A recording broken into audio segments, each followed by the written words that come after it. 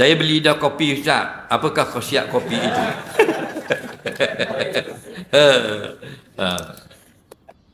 Kopi ni nombor satu sekali nak wis sedap kita minum. Waktu khasiat tak pelawak. Nampak? Nak suruh sedap mulut saja. Okey? Cuma kita bubuh ramuan yang diletakkan dalam suplemen kesihatan.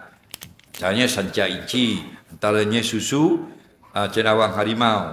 Cenawang susu harimau. Okey? Kita letak gula stevia. Tak mau bagi letak gula putih, berbahaya pada orang masalah kecil manis. Semua itu benda-benda yang sesuai untuk kesihatan yang baik. Dia bukan ubat. Bukan makan jadi baik, bukan minum kopi jadi orang kuat, itu pelawak belaka. Faham? Jadi kita letak ikhtiar kita benda-benda yang biasa dianggap sebagai ikhtiar dalam bab-bab kesihatan untuk menambah baikkan sihat tubuh badan kita. Bukan orang masuk hospital beli kopi kita boleh balik awal. Bukan. Itu salah faham. Obat hospital pun tak baik-baik. Faham lagi?